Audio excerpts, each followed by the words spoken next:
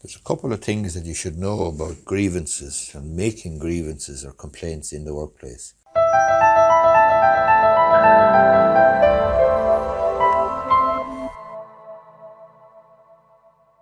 Firstly, you need to understand that a grievance is a complaint.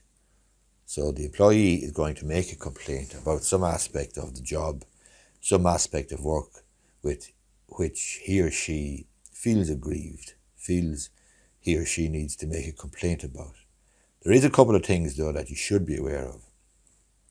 Firstly, if you end up going to the WRC or court, but if you go to the WRC or the Labour Court and you've got a complaint about bullying, for example, in the workplace, or you've got a complaint founded on constructive dismissal, in other words, you're saying that you had no choice but to leave the job because of the conduct of the employer or the conduct that you had to experience or endure in the workplace, you will have a very hard time winning your case for constructive dismissal if you haven't availed of the internal procedures first.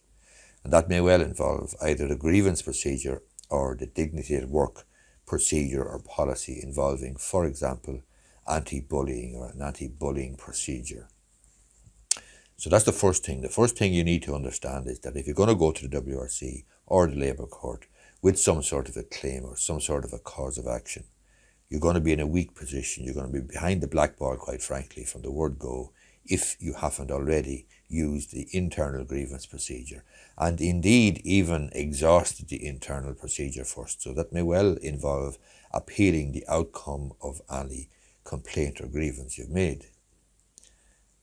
So that's the first thing. The second thing, though, you need to understand is that when you make a complaint or grievance in the workplace, it's all very well making your complaint. It's all very well working or following the procedure in accordance with the staff handbook or the procedure that's been set out. But what you need to understand as well is that essentially you're making a complaint. Somebody, some representative on behalf of the employer or the employer himself is going to decide that complaint. Your complaint may be against another employee, for example. It may be against the employer, it may be against some work practice or something in the workplace. But the bottom line is that if you make a complaint to a decision maker, and ultimately that's what you're doing, it may go against you. Not that you're going to be penalised or that you're going to be victimised for making the complaint, but your complaint may well be not upheld, or it could be partially upheld, or it could be dismissed, and just a finding that there's no substance to it, that it's misconceived, quite frankly.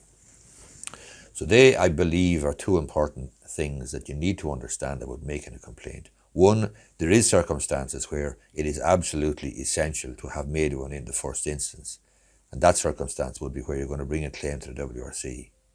There is also circumstances, however, where if you are in the job for the long haul, you're in the job for the long road, then you need to be smart and intentional and strategic about bringing a complaint or a grievance or an allegation of bullying, for example, and the potential for the complaint not being upheld and the difficulty then down the tracks with the person against whom you've made the complaint, or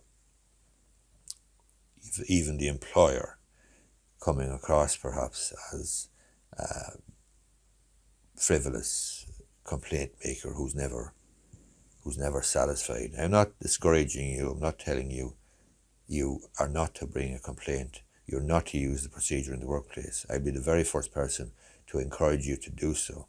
However, I am warning you that when you do make a complaint, somebody ultimately is going to have to sit in judgment on that grievance, and it may go against you.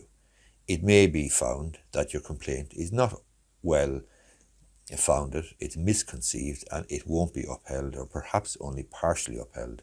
So there are two things I think you should know about the grievance procedure. It is a complaints procedure. It's in the workplace. There's other places you can go after that if you're not satisfied or not happy, but they are two things I believe you should know about the grievance procedure in your workplace. I hope you find this video useful, and I thank you for your support and your comments and your subscribes and sharing and so on and so forth on my channel.